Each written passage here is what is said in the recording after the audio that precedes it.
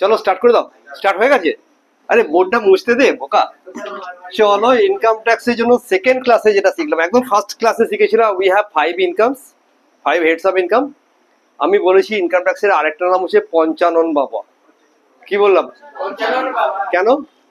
কারণ এক হাত ইনকাম 5টা মাথা আছে, তাই এটার নাম হলো পঞ্চানন বাবার ক্লাস হচ্ছে ইনকাম ট্যাক্স। এই ইনকাম ট্যাক্সে যেটা একটা খুব বড় কথা হচ্ছে যে আমায় কতগুলো বেসিক লেভেল ডেফিনেশন জানতে হয়, রাইট? যেমন ধর আমরা জানতাম কটা হেড আছে বলেছি, কি কি 5টা হেড সেটা জানা আছে, salary, house property, business and profession, capital gain, other sources, right? এই সবগুলো হেডকে যোগ করলে এই একটা হেড, এই একটা হেড, আরেকটা কি হেড, এতগুলো যোগ করলে কি পেয়েছিলাম? জিটিআই। সেখান থেকে আবার বলেছিলাম 80 নম্বর ধারাতে বাদ দিলে পাবো টোটাল ইনকাম, আর টোটাল ইনকামের উপরে ট্যাক্স দিই। প্রশ্ন ছিল ট্যাক্স তো দেবে, তো হু উইল পে ট্যাক্স? প্রশ্ন ছিল কি বলো? হু উইল, কে ট্যাক্স দেবে? Pay tax. তো কে ট্যাক্স দেবে? আমাদের ভাষাতে একে বলা হয় এসএসসি। কি বলে? এসএসসি। বাপরে বাপ, ডবল এস এ ভর্তি, এরকম বানান নাকি রে? এ double S, E double S, double E, তাহলে কি বানানটা? হ্যাঁ না দরকার নেই, হয়ে যাবে, এসব বইতে আছে, জাস্ট শোনানোর জন্য যেহেতু। তাহলে লোকটার নাম কি বললাম আমি? মানুষকে কি বলে? ইনকাম ট্যাক্সের মানুষদেরকে নতুন আমাদের কি নাম দেওয়া হলো? এসএসসি। কাকে বলে? প্রশ্ন হচ্ছে এসএসসি কাকে বলে? এসএসসি কাকে বলে তার জন্য ডেফিনেশন আছে, এবং তার জন্য একটা সেকশন আছে, সেকশনের নাম হচ্ছে 2/7। সেকশন কত বললাম? আন্ডার সেকশন 2/7 এ কাকে বলে এসএসসি। তা একটা লোক, এই একটা লোক, তাকে এসএসসি বলা হলো যদি কিনা সেই লোকটা কিনা ট্যাক্স দেয়। ওকে, কি হলো বল? যদি ট্যাক্স দেয় তবে সে এসএসসি, ট্যাক্স না দিলে এসএসসি হবে? তাহলে 1 নম্বর লাইনে কি বলো? দেখ কি লেখা আছে, ওই কালকে যে বইটা পড়ছিলাম ইংলিশে বলো। যিনি আয়কর আইন অনুযায়ী কোনো না কোনো পরিমাণ কর বা পেনাল্টি দিতে বাধ্য থাকেন। কোথায় লেখা আছে? যিনি আয়কর অনুযায়ী কোনো কর বা ওই জাতীয় কোনো অর্থ, তাহলে এই লোকটা কি দেয়? এই লোকটা পে করবে, কি পে করবে? পেজ আইটি, ইনকাম ট্যাক্স, অথবা কোনো পেনাল ইন্টারেস্ট। ও একটা ভুলভ্রান্তি কিছু করেছে তার জন্য সে পেনাল ইন্টারেস্ট দেবে। এই ধরনের কিছু যদি দেয় as per income tax act 1961 এর আইন অনুযায়ী, তাকে সে যদি এরকম কিছু দিয়েছে সে লোকটা এসএসসি হয়ে যাবে। সেকেন্ড, আর কাউকে এসএসসি বলা যায় কিনা দেখা যাক। যিনি বলছেন যিনি নিজের বা অন্য কোনো ব্যক্তির বা ইংলিশ দেন, ইংলিশ আছে কাগজে? ইংলিশ নেই? ছেড়ে দে, হ্যাঁ বার করে দে, আমাকে খুলে দে, বইটা খুলে দে। বলছে কিনা আয় বা ক্ষতির পরিমাণ, তাহলে যিনি কিনা যার এগেনস্টে কোনো লিগ্যাল স্যুট করা হয়েছে, কি হয়েছে বলো? তাহলে একটা লোক যার against whom any suit, SUIT, suit মানে কি? স্যুট মানে কেস, স্যুট মানে কি? সাধারণ লোকেরা যেটাকে কেস বলে। Any suit has been initiated. ভাই সরকার থেকে বলেছে ইনিশিয়েটেড,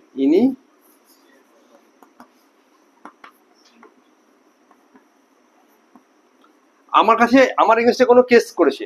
কেন কেস করেছে? ইদার কোনো আমার ইনকাম হয়েছে অথবা কোনো লস হয়েছে, কিছু না কিছু কারণের জন্য আমার এগেনস্টে সরকার কোনো কেস করতে পারে ইনকাম ট্যাক্স অনুযায়ী, তখন তাকে বলা হলো এসএসসি। বোঝা গেছে না? বোঝায়নি? সেকেন্ড হচ্ছে কি, থার্ড হচ্ছে 3 নম্বর একটা ব্যক্তিকেও আমরা এসএসসি বলতে পারি। সেটা হচ্ছে কোনো মৃত ব্যক্তির আইনানুগ প্রতিনিধি, একটা লিগ্যাল রিপ্রেজেন্টেটিভ আছে। মনে কর একটা লোক মারা গেছে, সে প্রচুর টাকার সম্পত্তি রেখে গেছে, আর সম্পত্তি থেকে ইনকাম হয়ে আর বলছে আমি ইনকাম ট্যাক্স দেবো না। আরে ভাই তোমার তো একটা লিগ্যাল রিপ্রেজেন্টেটিভ আছে, একটা legal representative legal representative of a deceased person, DECEAACD, হ্যাঁ, deceased person। আমার কথা বুঝলে নাকি না বুঝলে? মনে কর এই লোকটা মরে গেছে, এই লোকটা, ওকে সাদা চাদর একখানা গায়ে দিয়ে দিয়েছে, এটা হচ্ছে ডেড বডির খাট, বুঝে গেছে? দাঁড়া পরে অত অত অত নেই, ফুল টুল দেওয়া হয়েছে, অত দরকার নেই। এই লোকটা মারা গেছে, লোকটা মারা গেছে, তো ওর এগেইনস্টে কি কেস করা যাবে ইনকাম ট্যাক্সে? না, তার যদি কোনো লিগাল রিপ্রেজেন্টেটিভ থাকে তাহলে হি ক্যান বি সুট, এবং তার এগেইনস্টে আমরা ব্যবস্থা নিতে পারি, তখন সেই লোকটা আমার এসএসসি হয়ে গেল। কোনো অসুবিধা কারোর জন্য? মনে কর এমন একজন প্রতিনিধি পাওয়া গেল, কি বললাম, আবার একটা লোককে আমরা বলবো যে লিগাল, ওটা কোথায় মরা রাখলে হয় নাকি, মরা পুড়িয়ে ফেলতে হবে, আইডিয়া প্লিজ। এরপরে এসো লিগাল রিপ্রেজেন্টেটিভ। এরপরে আবার একখানে পেলাম, যে একটা লোক পেলাম, যে লোকটা রিপ্রেজেন্ট করছে কাকে, এরা বলছে রিপ্রেজেন্ট করছে কোন অনাবাসিক নির্ধারিত এজেন্ট, মানে হচ্ছে লন্ডনে থাকা একটা লোক, তিনি ব্যবসা করেন, তার রিপ্রেজেন্টেটিভ এখানে, তাহলে আরেকটা রিপ্রেজেন্টেটিভ পেলাম, হ্যাঁ, আরেকটা রিপ্রেজেন্টেটিভ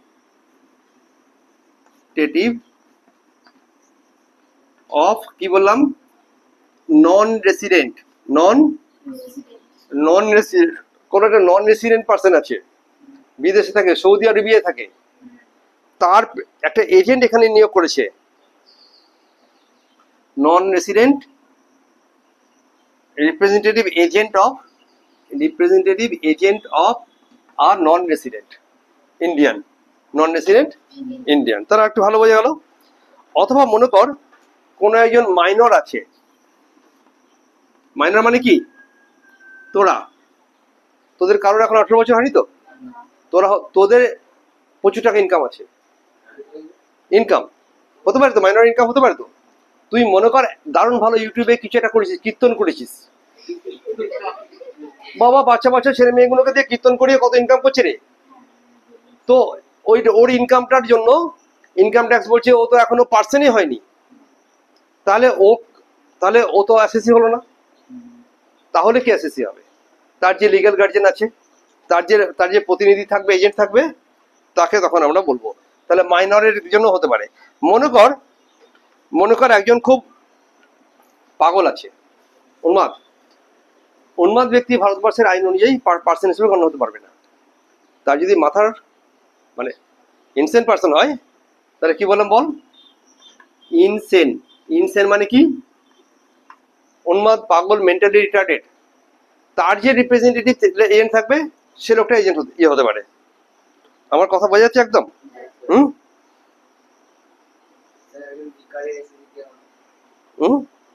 সে কি উন্মাদ বলো, সে কি নাবালক, ভিখারিতে কোনো আপত্তি করেনি কোনো। যে ব্যক্তি আয়কর আইন অনুযায়ী আয়ের উৎসমূলে কর কেটে রাখতে বাধ্য থাকেন, বুঝলি, যে ব্যক্তি আয়কর আইন অনুযায়ী আয়ের উৎসমূলে কর কেটে রাখতে বাধ্য থাকেন, তিনি যদি কেটে না রাখেন অথবা কেটে রাখা থেকে কোনো টাকা জমা না দেন, তাহলে তাকে ডিফল্ট অ্যাসেস হিসেবে গণ্য করা হবে। মজার কথাবার্তা সকালেই পড়েছি এই জিনিসটা, একটা লাস্ট পয়েন্ট, এটা লাস্ট পয়েন্ট। হ্যাঁ, মনে কর আমি একটা বড় মালিক পক্ষের হাতে কাজ করি, এ হচ্ছে মোটা সোটা টাইপের লোক, চশমা পরে, রাইট, এই লোকটা আন্ডারে আমি কাজ করি, রাইট, আমি স্যালারি পাই 50,000 টাকা, আর 50,000 টাকা স্যালারি থেকে তোরা দেখা যাচ্ছে না, হ্যাঁ, 50,000 টাকা স্যালারি থেকে ওরা আমার 10% টাকা কেটে রাখে, কেন? ট্যাক্স বাবদ, টিডিএস বলে, কি বলে বলো? তাহলে এই লোকটা কি করে, এই লোকটা এমপ্লয়ার, এই লোকটা আমার টিডিএস কাটে, ওকে। এখন দেখা গেল ও টাকা কাটছে না, আবার সব টাকা আমি দিয়ে দিয়েছে, তাহলে আইনের চোখে অন্যায় করলে কিনা? আমার কাছে আমি যেমন ধর আমার মাইনে থেকে প্রত্যেক মাসে একটা 1,000 টাকা, কিছু 1,000 টাকা কেটে রাখা হয়, কেটে রেখে ট্যাক্স কাটা হয়, আর ট্যাক্স কেটে আমার অফিস গভর্নমেন্ট অফ ইন্ডিয়াকে জমা দিয়ে দেয়, যেখানে জমা দেওয়ার কথা ইনকাম ট্যাক্সে জমা দেয়। একে বলে টিডিএস। কি বলে?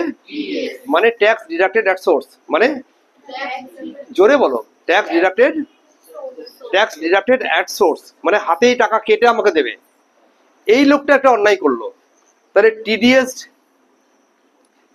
এর ক্ষেত্রে কি করেছে? ডিফল্ট করেছে। কি করেছে? একটা ডিফল্ট করেছে। কি ডিফল্ট করেছে? হয় ট্যাক্স কাটেনি, আর নয় ট্যাক্স কেটে পকেটে ঢুকে রেখেছে। ট্যাক্স কেটে কি দরকার দেওয়া ছিল, কথা ছিল? ইনকাম ট্যাক্স অফিসকে দিয়ে দিতে কথা ছিল। তাহলে এর কি করছে? হয় নো টিডিএস এর কেস আছে কোনো, ও টিডিএস কাটেনি, এটা হতে পারে। অথবা not paid, TDS not paid too, ও কেটে রেখেছে কিন্তু গভর্নমেন্টকে দেয়নি। তাহলে এখন এই লোকটাকে আমরা বলবো ডিফল্ট অ্যাসেসি। কি বলে একে? এটার নাম দিলাম ডিফল্ট। তা যদি এসে কিউতে প্রশ্ন করি, ছোট প্রশ্নতে, যে ডিফল্ট অ্যাসেসি কি জিনিস, তাহলে আমি ইনকাম করি কে? আমি। মজা করবো কিনা? ইনকাম করে কে বলো? আমি ইনকাম করলাম। ট্যাক্স দেওয়ার কথা কার? আমার। আমার ট্যাক্সটা কাটার কথা ছিল আমার এমপ্লয়ারের, মালিকের। আর মালিক কি করলো? ট্যাক্স কাটেনি অথবা টাকাটা জমা দেয়নি। তাই দোষটা তো আমার, ট্যাক্স জমা পড়লো না, কিন্তু আমি কিন্তু দোষী হলাম না। দোষী কি হয়ে গেল? যে পক্ষ আমার ট্যাক্স কাটার জন্য দায়ী ছিল সেই দোষী হয়ে গেল, এবং সেই লোকটাকে আমরা কি বলবো? ডিফল্ট অ্যাসেসি হয়ে গেল। যদিও তার ইনকাম নয় কোনো, সে নিজে যে ইনকাম করেছে তার ট্যাক্স ঠিক দিয়ে দিয়েছে, কিন্তু এই ক্ষেত্রে আমার হয়ে ওড হয়ে গেল, ও হয়ে গেল অ্যাসেসি। বোঝা গেছে? সেকশন কত নম্বর সেকশন পড়লাম বলো? 2/7। এই হলো অ্যাসেসির গল্প। ক্লিয়ার? একদম ক্লিয়ার। অনেক ভালো করে বলা হলো বলে মনে হচ্ছে। বলেছিলাম যে যদি লোকটা অ্যাসেসি হয়, এই পর্যন্ত এইটার একটা ছবি নেবি, এর একটা ছবি নিয়ে নে। আসছে ছবি ঠিকঠাক? ওখানে স্ক্রিনশট হয়ে যাবে তো। আমার ফোনে নিলে ওটা হচ্ছে তো। এগোচ্ছি আমরা। মনে করো যে এই লোকটা যখন অ্যাসেসি হবে, তাহলে অ্যাসেসি কে একটা পার্সন হতে হবে। অ্যাসেসি কে কি হতে হবে? আরে অ্যাসেসি মাস্ট বি আ পার্সন। কি বললাম বলো? আরে পরের যে হেডলাইনটা হলো অ্যাসেসি মাস্ট বি আ পার্সন। তাহলে আমাকে বললো পার্সন কাকে বলে? অশান্তি কথাবার্তা। তাহলে ফার্স্ট লাইনে কি বললাম এখানে বলো? বল না, অ্যাসেসি মাস্ট বি আ। তাহলে অ্যাসেসি কে কি হতে হবে? অ্যাসেসি মাস্ট বি আ পার্সন। তাহলে বললাম পার্সন কে? বলো দাঁড়াও, অ্যাজ পার সেকশন 2/31 আইনের 2/31 সেকশনে যাকে পার্সন বলা হবে, সেই পার্সন অন্য কেউ পার্সন হয় না। রাইট? পার্সনরা হয় 7 ভাই। পার্সনরা ক ভাই হলো? চিল্লাবি জোরে, এখানে আসবে না সাউন্ড, এটা নয়েজ ক্যান্সেলেশন আছে এমনিতেই। কি বলো? ক ভাই বললাম? 7 ভাই না, 7 বোন। পার্সনরা ক ভাই হলো? না, 7 ভাই, 7 ভাই চম্পা। হ্যাঁ, আছে না? তাহলে 7 ভাই হলো, ঠিক আছে। তাহলে পার্সনরা ক ভাই হলো? 7 ভাই যে হলো, তার মধ্যে একটাকে বলে ইন্ডিভিজুয়াল। একটাকে কি বলে? এই হলো 1 নম্বর। বল ইন্ডিভিজুয়াল। কি বললাম? বলে যা যতক্ষণ আমি লিখবো ইন্ডিভিজুয়াল। রাইট? এই লোকটা হলো ইন্ডিভিজুয়াল। রাইট? হ্যাঁ। 2 নম্বর হচ্ছে Hindu undivided family. Hindu undivided মানে একটা বড় কর্তা ছিল। রাইট? একেবারে কর্তা, KRTA। ওকে, তার বড় ছেলে, তার ছোট ছেলে, তার মেজ ছেলে, তার নাতি, পুরো ফ্যামিলির হয়ে মালিক এই কর্তা টাকা দেয়। এই ধরনের একটা ব্যবস্থা হিন্দু আনডিভাইডেড ফ্যামিলি বলে বলা হয়। মুসলিমদের ক্ষেত্রে হবে না। ওকে, ইন্ডিয়াতে একমাত্র হিন্দুদের ক্ষেত্রে হতে পারে। বস, চলে এখানে, চলে বস। ওখানে চেয়ার নিয়ে বসে শোন এসব কথাবার্তা। তোর তো লাগবে না এখন, না এখন তুই বাইরে বসে। তাহলে হিন্দু আনডিভাইডেড ফ্যামিলি বলে একটা গল্প তৈরি হলো। রাইট? খ্রিস্টানদের ক্ষেত্রে হবে না। পাক্কা? ইন্ডিয়াতে হিন্দু হতে পারে আর শিখ হতে পারে, কারণ শিখকে পার্ট অফ হিন্দু ধরা হয়। রাইট? তাদেরকে তারাও একটা পার্সন হতে পারে, রাইট কি রং? এর ছোট করে কি বলে একে? হুপ, HUF। কি বলে একে? একে বলে হুপ। দেখা যাচ্ছে সফটওয়্যার। 3 নম্বর পয়েন্ট বলো তাড়াতাড়ি করে। 3 নম্বর পয়েন্টে আছে কোম্পানি। আমি মুখস্থ করতে বুঝিয়ে বলেছিলাম কোম্পানি ফার্ম। কোম্পানি পরে তাই তো, ফিম না ফার্ম। তারপরে 5 নম্বরে কি আছে? AOPBOI। AOPBOI, association persons of body of individual. আর বলো লোকাল অথরিটি। 6 নম্বরে লোকাল অথরিটি। আর 7 নম্বরে বলো আর্টিফিশিয়াল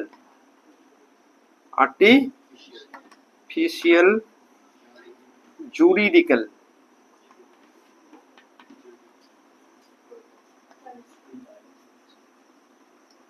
পাক্কা? এইটার এক্সাম্পল ভাই তোরা বেরিয়ে পড়, আমি দেখছি আর পরে আর কোনো কাজ থাকলে হোয়াটসঅ্যাপ ইনস্ট্রাকশন দিয়ে দেবো। Artificial juridical person, right? এই আর্টিফিশিয়াল জুরিডিক্যাল পার্সন হচ্ছে কারা কারা হয় একটু বলে দিই। একটার নাম বর্ধমান ইউনিভার্সিটি, রাইট? একটার নাম হচ্ছে মনে কর এই ধরনের যেটা আইনগতভাবে একটা পার্সন বানানো হয়েছে। তোরা পরীক্ষা দিবি WBCHAC, West Bengal Council of Higher Secondary Education. এরা হলো artificial juridical person. Local authority হচ্ছে ব্যান্ডেল পঞ্চায়েত। বলো WBC। বলো লোকাল অথরিটি হচ্ছে পঞ্চায়েত বা municipality. Panchayat or municipality, right? আর একটা আর AOPBOI হচ্ছে ওই ধরনের কোনো অ্যাসোসিয়েশন। মনে কর লেবার ইউনিয়ন আছে না? হ্যাঁ, কোনো না কোনো জায়গাতে লেবার ইউনিয়ন শুনেছিস তোরা? না শুনিসনি? ফার্ম মানে হচ্ছে পার্টনারশিপ। ফার্ম মানে কে? পার্টনারশিপ। আর এটা হচ্ছে কোম্পানি। কোম্পানি তো কোম্পানি সবাই জানে। সো দিস 7 পার্সনস আর পার্সন। পাক্কা? বলো এটা একটা ছবি হয়ে যাবে। একটা ছবি নিন একটা, ক্লিয়ার? একটু পজ করে এবার দেখি। এখন দেখা যাক যে এর পরে কি গল্প হলো। তাহলে কে ট্যাক্স দেবে না SSC ট্যাক্স দেবে? আর SSC ট্যাক্স যে দেবে সেটা যেন কি হয় বল? সেটা যেন পার্সন হয়। সেটা যেন কি হয়? সেটা যেন পার্সন হয়। হ্যাঁ, পার্সন যখন হলো তখন একটা প্রশ্ন এলো যে কবে ট্যাক্স দেবে রে ভাই? না বলা হলো অ্যাসেসমেন্ট ইয়ারে ট্যাক্স দেবে। কোন বছরের ইনকামের জন্য ট্যাক্স দেবে? না প্রিভিয়াস ইয়ারে ইনকামের জন্য ট্যাক্স দেবে। তাহলে সিম্পল আইডিয়া, দুটো বছর পেলাম, একটা গত বছর একটা এ বছর। কি বললাম? এই গত বছরটাকে ইংলিশে বলা হয় প্রিভিয়াস ইয়ার, আর এ বছরটাকে বলে অ্যাসেসমেন্ট ইয়ার। পাক্কা? তাহলে বছর সংক্রান্ত বিষয়ে যখন উত্তর পেলাম, কোশ্চেন পেলাম যে ভাই ইনকাম তো কে দেবে? কে ইনকাম ট্যাক্স দেবে? SSC। কে SSC? না পার্সন। কবে দেবে?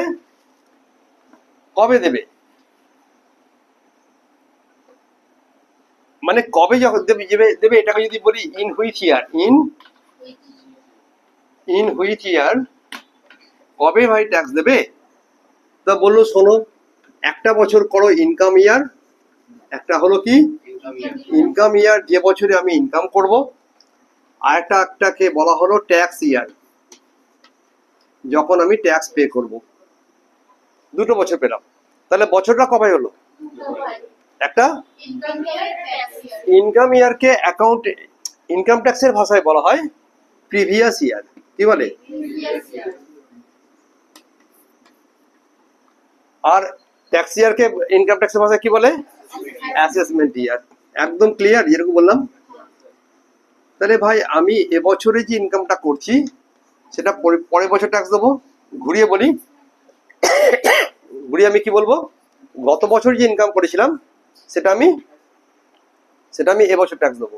গত বছর ইনকাম নেই, কবে ট্যাক্স দেবো বলো? এবছর ট্যাক্স দেবো। তাহলে মনে কর এবছরটা হচ্ছে, তোদের বছরটা হচ্ছে 2000, এখন 25 সাল চলছে। আচ্ছা তোদের বছরটা, এটা কি নতুন বই রে? না, নতুন বই কার আছে? একদম ফ্রেশ নিউ বুক। তোদের কোন ইয়ারে পরীক্ষা দিতে হবে? ধরে নে তোরা এখানে দেওয়া নেই উপরে, পাখার উপরে লেখা লেখা থাকে যে, হ্যাঁ তাই দেওয়া আছে বইতে। Very good. তাহলে এটা হলো 2025-26। কোনো বুদ্ধি না থাকলে বল প্রিভিয়াস এর কত হবে? তো আবার কি হবে? কোন বেশি বুদ্ধি করবি? এটা শুরু হচ্ছে কবে? 1/4 থেকে শুরু হবে, আর শেষ করবো কবে? 31/3/25। তাহলে 1/4 থেকে শুরু করে কবে শেষ হলো? 31/3/25। তাহলে এটা কবে শুরু হবে? 1/4/25 থেকে শুরু করে 31/3/26 শেষ হবে। তাহলে এই যে সময়কাল হলো, এই সময়কালের জানুয়ারি, এপ্রিল মাস, মে মাস, জুন মাস যা যা ইনকাম করেছে যোগ করে দাও, you can get total income of that year. তাহলে প্রিভিয়াস ইয়ার কাকে বলে? প্রিভিয়াস ইয়ার কাকে বলে তার ডেফিনেশন ওয়াইজ এরা লিখছে, ডেফিনেশন লিখছে the year in which the income is earned. বইপত্র সব উড়ে যাচ্ছে, কি করে পড়াশোনা হবে? ইনকাম, যে বছরে আমি ইনকাম আয় করেছি, commencing from the 1st April. Previous year is the period of 12 months. কি বললাম? Commencing from 1st April in which the income is earned. আর earned, যে বছর ইনকাম করেছি, রাইট, সেটা সেই বছরের জন্য প্রিভিয়াস ইয়ার।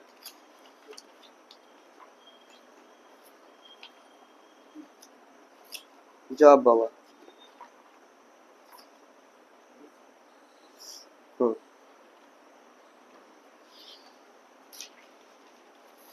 বলছে অ্যাকর্ডিং টু সেকশন 3, একদম ভাষাগত ভাবে বলছে, হ্যাঁ, এই যে প্রিভিয়াস ইয়ার হলো section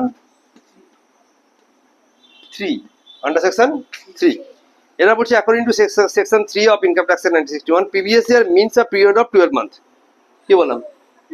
previous year means a period of commencing on 1st April of every year and ending on 31st March of the next year, immediately preceding the assessment year. Assessment ইয়ারের ঠিক আগের 1 April থেকে শুরু করে 31 মার্চের যে 12 মাস সময় তাকে বলে প্রিভিয়াস ইয়ার। ল্যাঙ্গুয়েজ ঠিক আছে? বোঝা গেছে কথাটা আমার? Previous year is a period of 12 months commencing from 1st April ending on 31st March, okay, immediately preceding the assessment year. Assessment ইয়ারের ঠিক আগের। ক্লিয়ার না? ক্লিয়ার না? তাহলে এরকম ভাবে, তাহলে এরকম ভাবে যদি বলা হয় অ্যাসেসমেন্ট ইয়ার কাকে বলে, বলছি assessment year refers to the period of 12 month. কি বলো বল? Commencing from 1st April and ending on 31st March of the next year, following the month, immediately following the previous year. Previous ইয়ারের পরের 12 মাসের সময়কালকে বলবো অ্যাসেসমেন্ট ইয়ার, assessment ইয়ারের আগের 12 মাসের সময়কালকে বলবো। কারো কোনো বুঝতে অসুবিধা নেই আর? তাহলে এটা সেকশন হচ্ছে সেকশন 2/9। এটা সেকশন কত? Under section 2/9। ক্লিয়ার? এবার ওরা অনেকগুলো ছোট ছোট করে প্রশ্ন করে, বলে এমন কি হতে পারে যে তোমার প্রিভিয়াস ইয়ার 12 মাসের চেয়ে ছোট হতে পারে? শর্টার প্রিভিয়াস ইয়ার পসিবল কি? এই তো বললে 12 মাস হলে প্রিভিয়াস ইয়ার হয়, বললো কি বললো না? যদি এবারে তুমি প্রথমবারের জন্য, তাহলে শর্টার প্রিভিয়াস ইয়ার হয় কি না হয় না? কি বললাম আমি তোকে, যে previous year less than 12 month কি পসিবল? আমরা বলবো ইয়েস পসিবল, কোন একটা নির্দিষ্ট অবস্থাতে। দ্যাট ভেরি নির্দিষ্ট অবস্থাটা কি? সেই নির্দিষ্ট অবস্থাটা কি বলি? মনে কর তোর এবছরে তুই অক্ষয় তৃতীয়ার দিনকে ব্যবসা শুরু করলি, রাইট? কি বললাম? কিন্তু বছরটা তো 31 মার্চ শেষ হয়ে যাবে। তাহলে সেই তারিখে তুমি যখন ব্যবসা ওই বছরের জন্য তোমার কিন্তু আর 12 মাস পেলে না। তাহলে ফার্স্ট ইয়ার যখন বিজনেস কমেন্সমেন্ট ইয়ার, বিজনেসটা কি করলাম বলো? Business commencement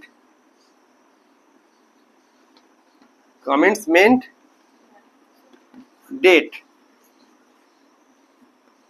two 31st March of that year, March of that 25 সাল। এই সময় যেটা হলো, এই বিজনেস কমেন্সমেন্টের যদি অক্ষয় তৃতীয়ার দিন হয়, সেটা তো 1 এপ্রিল ছিল না। হ্যাঁ, আমার জন্মদিনের দিন ব্যবসা শুরু করব, তাহলে কি সেদিন থেকে 31 মার্চ, তাহলে আমার কি 1 এপ্রিল জন্মদিন? মনে কর নয়, তাহলে কি হয়ে যাবে? তাহলে 8 মাস 9 মাস 7 মাস কিছুটা হবে, মানে বলে দিবি, ভাবি না, আমি বলে দেবো আমার জন্মদিনটা কবে, রাইট? তাহলে এই সময়টাতে আমাদের কম হতে পারে, রাইট? ধর প্রিভিয়াস ইয়ার নিয়ে আর কি কি বলতে বলছি, ওরা বইগুলো তো উড়ে গেলে তো একটু পিটিয়ে দেবো, কিন্তু দেখে রাখবি তো, এটা খুলে রাখবি তো। এতবার করে আমি বই খুলছি, সব দেখে যাচ্ছে, বিরক্ত লাগছে তো। তোরা এখন শিখিস নি ঠিকঠাক করে, তুমি মার খাবে। ধর সময় নষ্ট হয়ে যাচ্ছে, ইয়েতে অন দ্য স্ক্রিন সময় নষ্ট হয়ে যাচ্ছে, রাইট?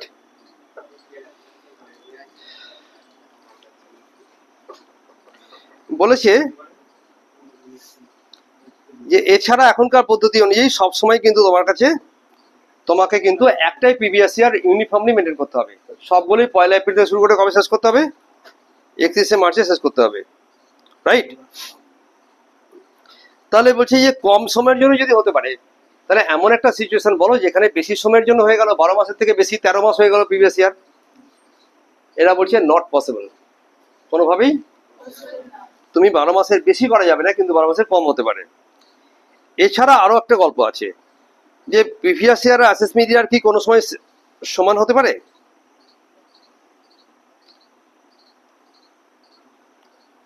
প্রিভিয়াস ইয়ার আর একই বছর কি প্রিভিয়াস ইয়ার অ্যাসেসমেন্ট ইয়ার হতে পারি না? এইমাত্র আমি কি বলছি, নর্মালি বল, এবছর যদি হয় প্রিভিয়াস ইয়ার, পরের বছর হবে, আর এবছরটা এখন যদি চলে, এটা যদি অ্যাসেসমেন্ট ইয়ার হয়, তাহলে গত বছরটা ছিল। তাহলে এমন কোন সিচুয়েশন আছে কি যেখানে প্রিভিয়াস ইয়ার অ্যাসেসমেন্ট ইয়ারটা একই হয়ে যাবে, একই ইয়ারটাকে ধরা হবে? বলছে ইয়েস, দেয়ার আর 5 সাচ কন্ডিশনস। এই 5টা অবস্থাতে আমরা প্রিভিয়াস ইয়ার অ্যাসেসমেন্ট ইয়ারকে সেম ধরবো। এটা থিওরিটিক্যালি ভেরি ইম্পর্টেন্ট। কি বললাম বল?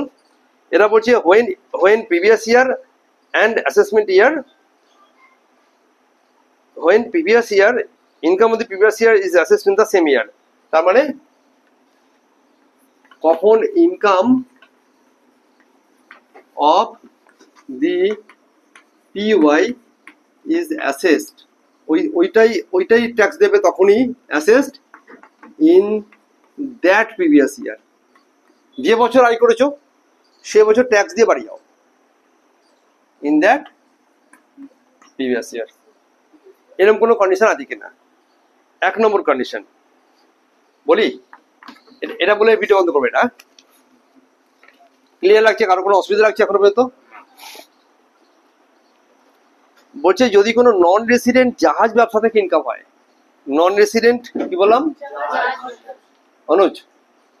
নন রেসিডেন্ট জাহাজ ব্যবসা, আমি লন্ডনে থাকি, খুব কম ইন্ডিয়াতে আসি, তাকে বলে নন রেসিডেন্ট। কখন নন রেসিডেন্ট হয় সেটা আমাদের অন্য ক্লাসে পড়া হবে।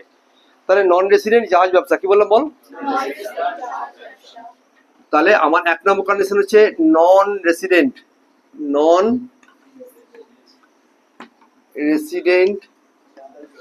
Shipping business, right? শিপিং বিজনেসের যদি কোনো ইনকাম হয়, শিপিং বিজনেস ইনকাম হলে, ভাই তুমি একে তো লন্ডনে থাকো, চালাচ্ছ কি? কোথায় চলে? জলে না আকাশে বল?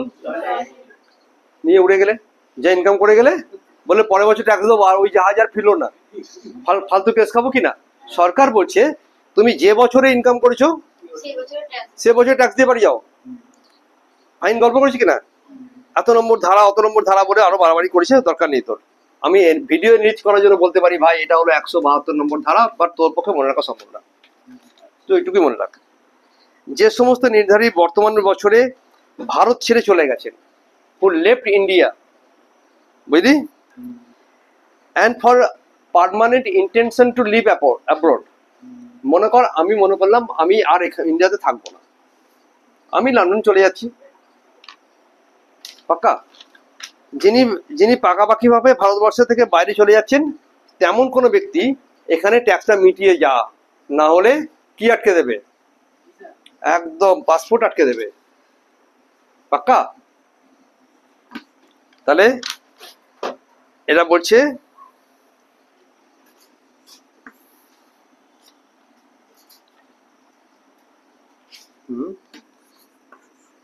ইফ দ্য এসএসসি, নোটটা লেখার সময় ইংরেজি লিখছে, ইফ দ্য এসএসসি কি করেছিল বলো, লেফট করেছে কোথা থেকে, ইন্ডিয়া,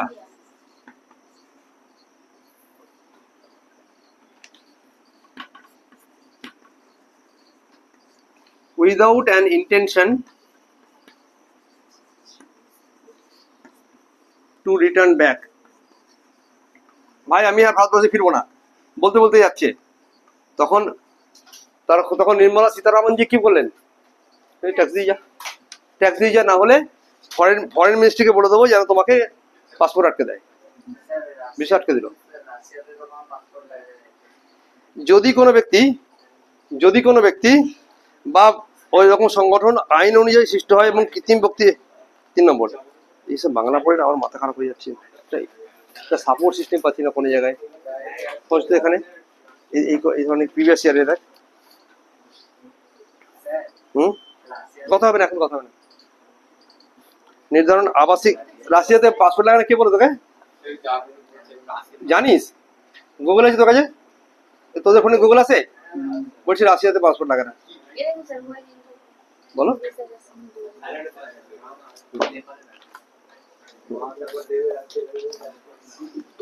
বলো, ইফ অ্যান অ্যাসোসিয়েশন বা পার্সোনাল অ্যাসোসিয়েশন, শোনো একটা এওপি বিওআই, ওরে শোন, বকাস না এখন, if a AOP BOI or artificial juridical person is formed for a particular event or purpose of an assessing officer if anticipated that such association of or BOI etc are closed down। বাবা মজা মজা কথা বলছে, বুঝে গেছি, শুনে নাও। 3 নম্বর পয়েন্টে হলো একটা এওপি বানানো হয়েছিল, অ্যাসোসিয়েশন অফ পার্সন বানানো হয়েছিল, অথবা একটা বডি অফ ইন্ডিভিজুয়াল বানানো হলো, অথবা আর্টিফিশিয়াল জুরিডিক্যাল পার্সন করা হলো, রাইট? এটার একটা পার্টিকুলার পারপাস আছে। ধর এই পারপাসটা হচ্ছে যে কোনো একটা কাজ করার জন্য, কোনো একটা বিষয় যেটা এক্ষুনি শেষ হয়ে যাবে বছরে। আমার কথা বুঝলে কি না বুঝলে? হ্যাঁ, মনে করে এরা একটা কাজ করে, এই কাজ করা থেকে এরা কোনো ইনকাম করবে, রাইট? আর এই ইনকামটা এবছরে এদের লাস্ট ইনকাম। আমার কথা বুঝলি? যে পারপাসের জন্য বানানো হয়েছিল, এদের একটা পারপাস ছিল, সেই পারপাসটা আমার কাছে কি করে বলো, এটা এখনই এটা ক্লোজ ডাউন হয়ে যাচ্ছে।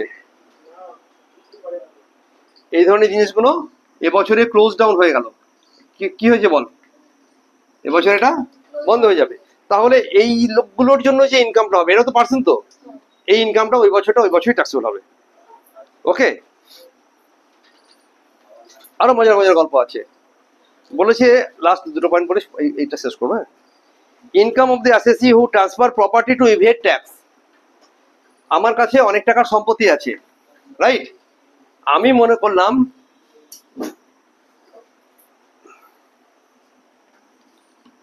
করলাম কি ইনকাম অফ অ্যাসেসি, এমন একটা অ্যাসেসিকে খুঁজে বার করলাম, সে কি করেছে, হু ট্রান্সফার করে দিয়েছে। কি করেছে বল, মনে কর এই বাড়িটা থেকে প্রচুর টাকা ইনকাম হয়, রাইট? আর ইনকাম ট্যাক্স নিয়ে নেয়, ট্যাক্স নিয়ে নেয় বাড়ির ইনকাম। আমি এই বুদ্ধি করে কাউকে একটা টাকা, এটা বিনা মানে টাকা পয়সা না নিয়ে বাড়িটা তার নামে ট্রান্সফার করে দিয়েছি। বলছি ভাই ঘুরিয়ে ফিরে টাকাটা তো আমারই আসবে, বাট তোর নামে দেওয়ার ফলে আমার কাছে কি হয়ে গেল বল, আমার কাছে ওটা ট্যাক্স হলো না। ওই ইনকাম ট্যাক্স সীতারামনজি দেখছিল, তিনি কি দেখলেন, তিনি বলেন income of the অ্যাসেসি who transfer the asset, কি ট্রান্সফার করেছে বলো, অ্যাসেট ট্রান্সফার করেছে কি জন্য, টু ইভেড, ইভিএডিই, ইভেড মানে হচ্ছে ট্যাক্স ফাঁকি দেওয়ার জন্য, টু ইভেড ট্যাক্স। তখন বললো পরের বছর নয় ভাই, এবছর ট্যাক্স দে, তুই তো ট্যাক্স চুরি করতে চেয়েছিস, তাই তোর ইনকামের যে টাকাটা ইনকাম হয়েছে, এই যে টাকা ট্রান্সফার করেও যে টাকাটা ইনকাম হয়েছে, সেটা এখনই এবছর ট্যাক্স দিতে হবে, রাইট?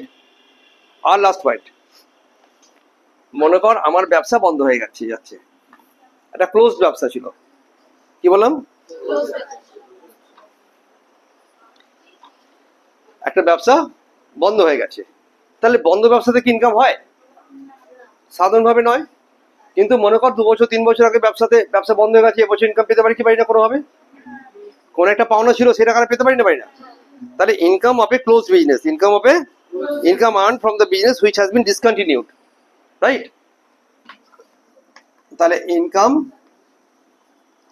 অফ ডিসকন্টিনিউড, দেখা যাচ্ছে এটা রাখতো বিজনেস। তাহলে আমার কাছে একটা ফ্যাক্টরি ছিল, রাইট? এটা একটা ফ্যাক্টরি ছিল, এই ফ্যাক্টরিটা বন্ধ হয়ে গেছে, কিন্তু এই ফ্যাক্টরি থেকে 2 বছর আগে ইনকাম বন্ধ হয়ে গেছে। এবছর যদি বাই চান্স আমি কোনোভাবে ইনকাম পেয়েছি, রাইট, অথবা এবছরই ব্যবসাটা পুরোপুরিভাবে বন্ধ করে দেওয়া হচ্ছে, তখন কি করবে তুমি? এবছর ইনকামটা এবছরই ট্যাক্স দিয়ে যাবে। তাহলে কোন কোন বছরে কখন ওই বছর ইনকাম নিজের বছরই ট্যাক্সেবল হয়ে যায়, তার জন্য এই 5টা কেস। ক্লিয়ার? চলো 3 নম্বরটা, ও ইউপিপিআই একটা পারপাস ছিল, এই পারপাসটা কোনো ব্যাখ্যা দেওয়া নেই যে কোন পারপাসে, যে পারপাসটা, হ্যাঁ রিপিট রিপিট, এটা হচ্ছে লাইভে আছে। ওকে, ও 3 নম্বর পয়েন্টে বলছি যে এটা কি রকম হলো, এই পারপাসের কোনো নির্দিষ্ট ব্যাখ্যা নেই। মনে কর একটা পারপাস ছিল যে মনে কর একটা পারপাস ছিল প্রিয়াঙ্কার বিয়ের জন্য এটা করা হয়েছে, রাইট? ইউপিবিওয়াই আর্টিফিশিয়াল জুরিডিক্যাল পার্সনের ইনকাম হয়েছে, তাকে বলা হয়েছিল এটা তোমাকে তৈরি করা হচ্ছে কি জন্য, একটা অ্যাসোসিয়েশন অফ পার্সন তৈরি করা হয়েছে, সেটা হচ্ছে প্রিয়াঙ্কার। বাহ, তাহলে প্রিয়াঙ্কার বিয়ে এই বছরই ঠিক হয়ে গেছে, তাহলে ওইটা থেকে যে ইনকামটা হয়েছে, তাহলে আমি এটা পরের বছরই ট্যাক্স দেবো না? মনে কর বলা হলো যে যদি এই মন্দিরটা যতদিন আমার চলবে ততদিন পর্যন্ত তোমার কাছে এই আর্টিফিশিয়াল জুরিডিক্যাল পার্সনের ইনকাম থাকবে। দেখা গেল মন্দিরটা এবছর ভেঙে পড়ে গেছে, মন্দিরটা এবারে আর ওইখান থেকে ইনকাম হবে না, তাহলে তুমি এবছর ইনকামটা কি করবে? এবছরই ট্যাক্স দেবে। এমন কোনো স্পেশাল পারপাসের জন্য এটা তৈরি করা হয়েছিল, সেই পারপাসটা এন্ড করে গেলে সে বছর টাকাটা সে বছর তুমি ট্যাক্স দিয়ে দেবে। ক্লিয়ার? জাস্ট থিওরিটিক্যালি এনরিচ করার জন্য এত কথা বললাম, পড়ে ফেলো সবটা। বাই, বন্ধ করে দে। বন্ধ করেছিস? বন্ধ করে দে।